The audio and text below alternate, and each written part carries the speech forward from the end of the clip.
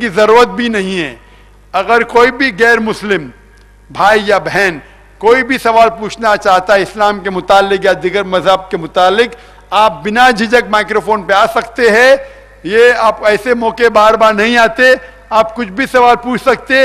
میں آپ کو وعدہ دیتا ہوں کہ میں نہیں بھڑکوں گا, یہ میرا پیشہ ہے, روز میں بات کرتے رہتا ہوں ہمیشہ غیر مسلمانوں سے, اور مجھے خوشی ہوتی ہے غیر مسلمانوں کی جو غلط فہمیوں سے دور کرنے.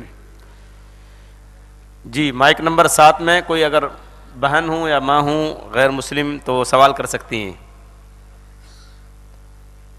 اگر کوئی سوال نہ ہو مائک نمبر 7 میں تو یہاں پر کوئی غیر مسلم خاتون نہیں ہے, مسلم بہن ہے. جی میں مائک نمبر 1 میں جاتا ہوں. میں اگر مائک نمبر 1 میں کوئی غیر مسلم بھائی ہوں تو آپ بغیر لائن میں آئے ہوئے آپ ڈائریکٹ مائکروفون آپ پر آ کر سوال کر سکتے ہیں. ہلو, سب سے پہلے میں جاکر صاحب کو نمسکار کرتا ہوں. میرا نام سنیل کمار گوسوامی ہے. برو میرا یہ سوال ہے کہ قرآن ایک ایشوریہ گرنتھ ہے, میں اس کو کیسے مانوں؟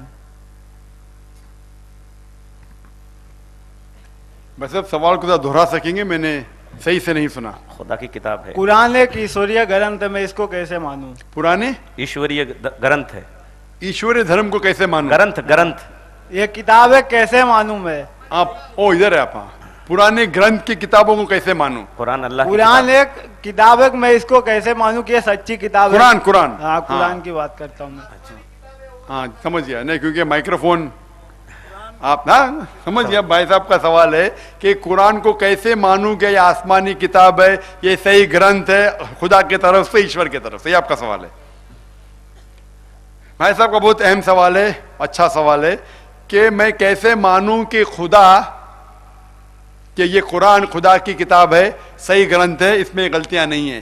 میں نے ایک تقریر کی ہے جس کا موضوع ہے کیا قرآن خدا کی کتاب ہے, کیا قرآن خدا کا کلام ہے. اور یہ تقریر تقریباً 2 گھنٹے کی ہے. وقت نے کہ 2 گھنٹے میں لوں, لیکن کوشش کروں گا کہ میں آپ کو اس کا جواب دوں. اکثر لوگ جب پوچھتے ہیں کہ ہم کیسے مانیں کہ قرآن خدا کا کلام ہے, میں ہمیشہ کہتا ہوں اگر کوئی بھی کتاب کوئی بھی کلام کو یہ ثابت کرنا ہے کہ وہ خدا کی طرف سے, ایشور کی طرف سے, اللہ کی طرف سے, اس کے لیے فرض ہے کہ وہ یہ ثابت کرے کہ وہ کتاب ہر دور میں اپنے آپ کو ثابت کرتا ہے. مثال کے طور پہ ہزاروں سال پہلے دور تھا معجزہ کا, اور الحمدللہ قرآن معجزہ کا معجزہ ہے. اس کے بعد جب قرآن نازل ہوئی وہ دور تھا لٹریچر اور پوئٹری کا, لٹریچر اور پوئٹری کا دور تھا. الحمدللہ آپ کوئی بھی عربی ماہر سے پوچھو, چاہے وہ مسلم ہو یا غیر مسلم ہو, کہ آج وہ تسلیم کرتا ہے کہ سب سے بہترین عربی زبان میں کتاب ہے وہ ہے قرآن مجید. لیکن آج اگر کوئی مذہبی کتاب یہ کہتا ہے کہ دنیا چپٹی ہے, بہت اچھے انداز میں دنیا چپٹی ہے, کیا آپ مانیں گے؟ آپ مانیں گے بھائی صاحب؟ نہیں مانیں, کیونکہ آج لٹریچر اور پوئٹری کا دور نہیں ہے, آج دور ہے سائنس اور ٹیکنالوجی کا. تو ہمیں سائنس اور ٹیکنالوجی کے ذریعے دیکھنا پڑے گا کہ قرآن خدا کا کلام ہے. اس کے ذریعے جو لوگ نہیں مانتے کہ قرآن خدا کا کلام ہے, آج سائنس یہ کہتی ہے ہماری کائنات وجود میں کیسے آئی. کچھ 40 سے 50 سال پہلے کچھ سائنسدان کو نوبل پرائز ملا تھا یہ ڈسکور کرنے کے لیے کہ ہماری کائنات وجود میں کیسے آئے, اور اسے کہتے تھے بگ بینگ, ایک بڑا دھماکہ. اور سائنس آج یہ کہتی ہے کہ ہماری کائنات ایک پرائمری نیبولا تھی, اس کے بعد ایک دھماکہ ہوا, سیکنڈری سیپریشن, اس کے بعد وجود میں آیا گیلیکسی, ستارے, سورج, چاند, اور یہ دھرتی جس پہ ہم رہ رہے ہیں. تو میں پوچھوں گا یہ کب آپ کو پتا چلا, تو وہ کہیں گے 40 سال پہلے, 50 سال پہلے. یہ چیز جو آپ کو 40 سال 50 سال پہلے پتا لگی, اس کا ذکر قرآن مجید میں ہے 1400 سال پہلے، سورہ انبیاء سورہ نمبر 21 آیت نمبر 33 میں، جہاں لکھا ہے، کیا لکھا؟ اولم یر الذین کفروا، کیا وہ کافر نہیں جانتے، ان السماوات والارض کانت رتقا ففتقناہما، کہ ہماری کائنات ایک تھی اور اللہ نے اسے جدا کیا، ففتقناہما۔ تو یہ جو بگ بینگ آج کے سائنسدان کو پتہ لگی 40-50 سال پہلے، یہ قرآن مجید میں 1400 سال پہلے لکھا گیا ہے۔ اسے کون لکھ سکتا ہے؟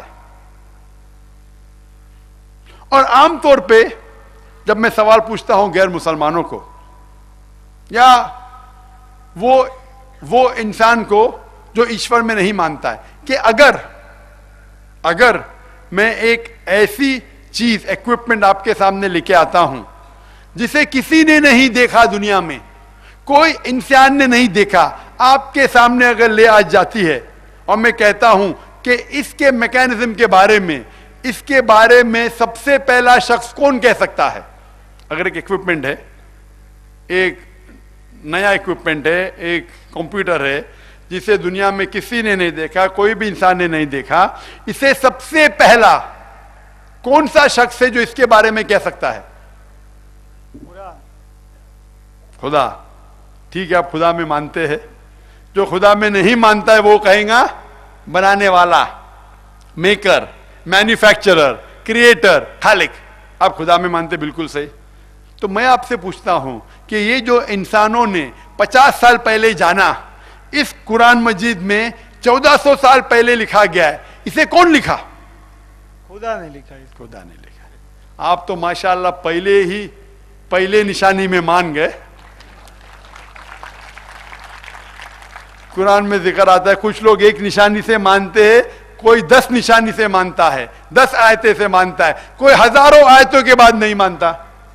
اگر کوئی نہیں مانے گا تو میں کہوں گا ٹھیک ہے، آپ کہیں، کوئی کہیں گا ارے محمد صلی اللہ علیہ وسلم بہت انٹیلیجنٹ تھے، انہوں نے لکھائے گا، میں بحث نہیں کہوں گا۔